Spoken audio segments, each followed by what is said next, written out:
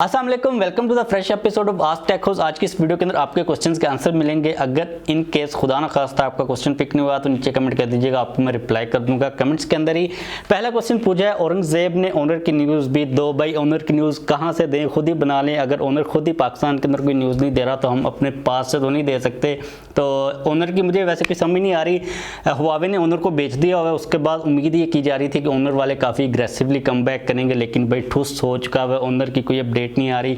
जैसे ही कोई reasonable usable हमारे इंटरेस्ट की अपडेट आएगी आपको मैं डेफिनेटली अपडेट कर दूंगा। हुजैफा ने नेक्स्ट क्वेश्चन पूछा है, भाई G90T क्यों नहीं आ रहा मोबाइल में, अगर आ रहा है तो किसने आएगा, प्लीज पिक में क्वेश्चन किस में आएगा। यार वो पुराना प्रोसेसर हो चुका है, G90T के बाद G95 G96 यानी कि वो जनरेशन आगे मूव हो चुकी है। तो जाहिर सी बात है कि पुराना प्रोसेसर दोबारा से नए फ़ोन के अंदर क्यों आएगा। तो आप नए प्रोसेसर के बारे में थोड़ी सी उम्मीदें अपनी रखें। न्यून गेमर ने पूछा है, अस्सलाम वालेकुम। Salam. My question is that I heard that Samsung A52s has become very disturbed with bugs and battery drain issue after Android 12 One UI 4.0. What is your opinion on it? Thanks. अच्छा, आपने सुना है तो I am not sure about. मैंने इसके बारे में आपके क्वेश्चन के बाद थोड़ी सी रिसर्च की थी, मुझे इतना कोई खास डाटा नहीं मिला बग्स के बारे में।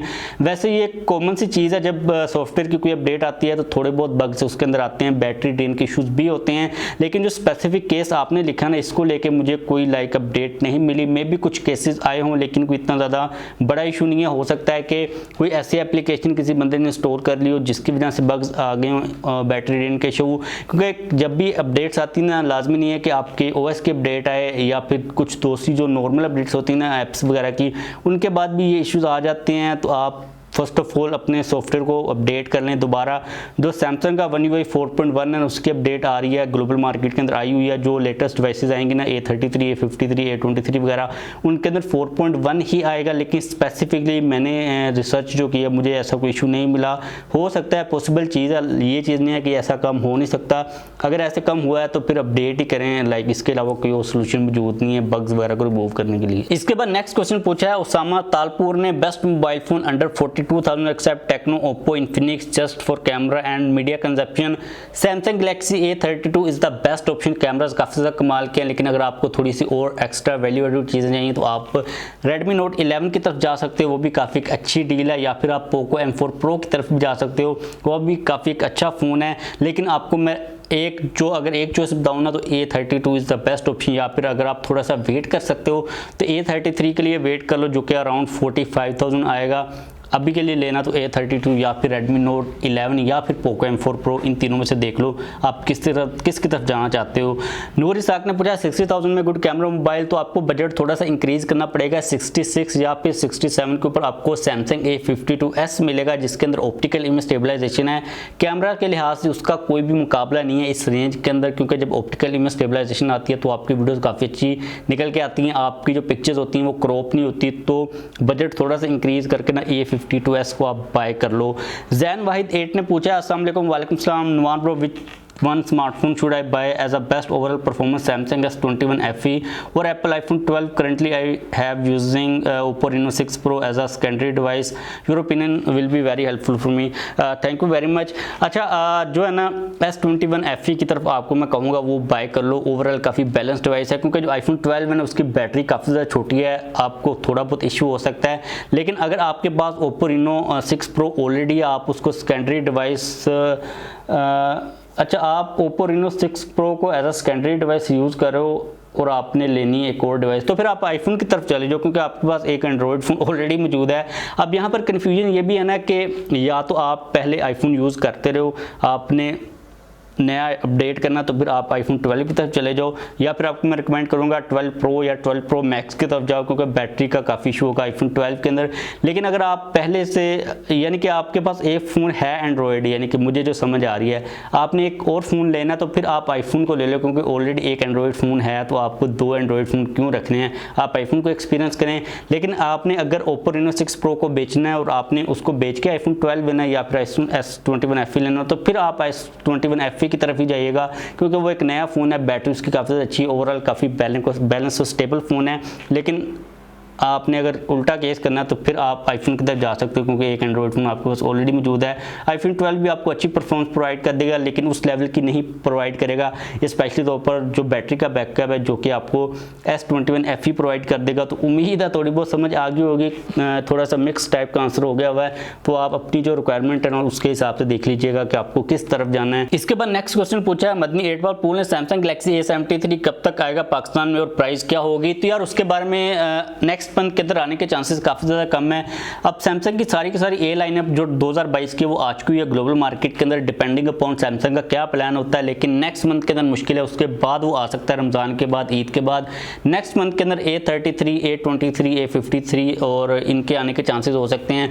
अब अभी वो लेट है मेरे ख्याल में, अभी थोड़ा सा आपको वेट करना पड़ सकता है, कोई भी चीज़ कंफर्म नहीं है, लेकिन मे बी 1 से 1.5 महीना आपको वेट करना पड़ सकता है। जैसे कोई लेटेस्ट अपडेट आएगी आपको द टेक शो के अंदर मिल जाएगी।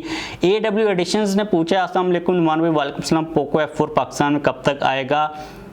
आने के चांसेस उसके अभी तक कम हैं, लाइक जल्दी आने के, अगले मंथ के अंदर तो बिल्कुल भी कोई भी डिवाइस नहीं आने वाली। पोको F या 4, 5 जो भी सीन चल रहा है, ईद के बाद में भी वो आ जाए, और अभी वो लेट है, यानी कि इतना ज़्यादा कोई करीब नहीं है, अभी आपको ज़्यादा वेट करना पड़ सकता है। ताहिर वीडियोज़ ने पूछा अस्सलाम वालेकुम भाई, वालेकुम सलाम, सैमसंग A33 कब तक पाकिस्तान में आएगा और कितनी प्राइस होगी, क्या A33 A32 से बेहतर है कैमरा वाइज और चिप। अच्छा, जहाँ तक आने के उसके चांसेस है ना, तो नेक्स्ट मंथ के अंदर एक्सपेक्टेडली वो पाकिस्तान की मार्केट के अंदर आ सकता है। वैसे मैंने A73 A32 जितनी भी ये लाइनअप है इसके ऊपर एक डेडिकेटेड वीडियो बनाई हुई है, आपको लिंक नीचे प्रोवाइड कर दूंगा, लाजमी तो उसको चेकआउट कर लीजिएगा, सारी की सारी डिटेल मिल जाएगी। जहाँ तक बात है ना कंपेरिजन की A33 वर्सेज A32, जो चिपसेट है ना उसको अभी हम लोगों ने A33 के यूज़ नहीं किया। जो A32 है उसके अंदर G80 में मिलता है, लेकिन जो A33 है उसके अंदर Exynos 1280 का प्रोसेसर है, जिसको अभी तक चेक नहीं किया हुआ, तो परफॉर्मेंस एक्चुअल में किस किस्म की मिलती है, गेम्स के लिए उसको स्टेबलाइज कितना ज़्यादा किया गया, ऑप्टिमाइजेशन किस किस्म की है, वो बात तो हम बात नहीं करेंगे जब हमारे पास डिवाइस आएगी। लेकिन जो कैमरे का मामला है ना वो तो टोटली तौर पर क्लियर है। A33 के अंदर में ऑप्टिकल इमेज स्टेबलाइजेशन मिलने वाली है विद 48 मेगापिक्सल। जो A32 है उसके अंदर में 64 मेगापिक्सल मिलते हैं, लेकिन वहाँ पर ऑप्टिकल इमेज स्टेबलाइजेशन नहीं है, तो कैमराज मेगापिक्सल के हिसाब से थोड़े से डिग्रेड हैं, लेकिन ऑप्टिकल इमेज स्टेबलाइजेशन जब आएगी ना तो भाई क्वालिटी काफ़ी बूस्टअप होने वाली है।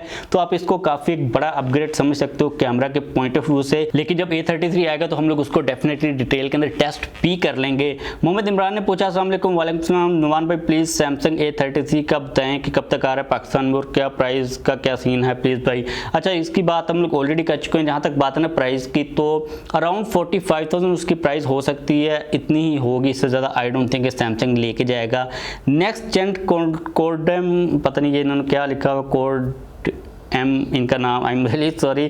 Realme GT Neo 3 पाकिस्तान में आ सकता है क्या। Realme GT Neo 2 अभी तक पाकिस्तान में आया नहीं है, तो आई एम नॉट श्योर कि Realme GT Neo 3 आएगा पाकिस्तान के अंदर।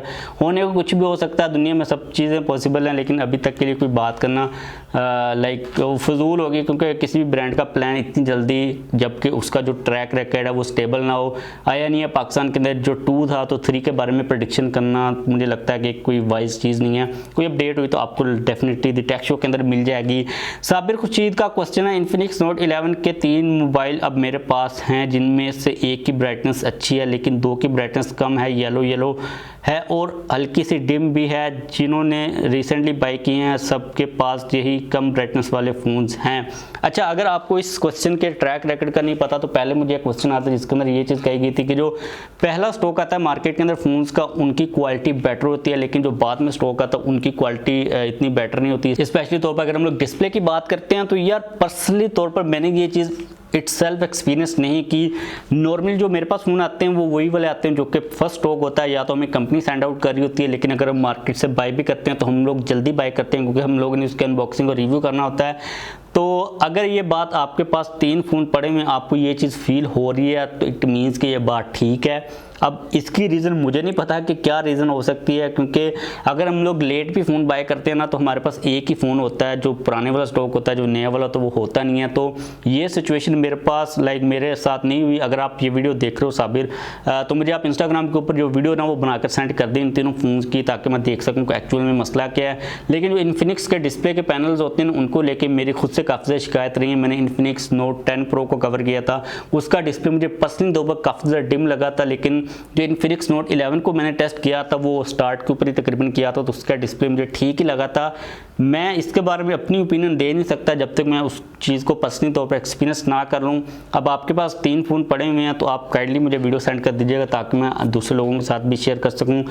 ये चीज़ की पॉसिबिलिटी हो सकती है, पर मुझे इसका जो लॉजिक अभी तक समझ नहीं आ रहा। मैं इसके ऊपर थोड़ी सी इन्वेस्टिगेशन करूंगा, फिर उसके बाद आपको थोड़ा सा ना डिटेल के अंदर विद प्रूफ आंसर दूंगा। लेकिन अभी तक के लिए मैं खुद इस चीज़ को अंडरस्टैंड और इस प्रोसेस से गुजरा हूँ, लाइक सीन क्या चल रहा है।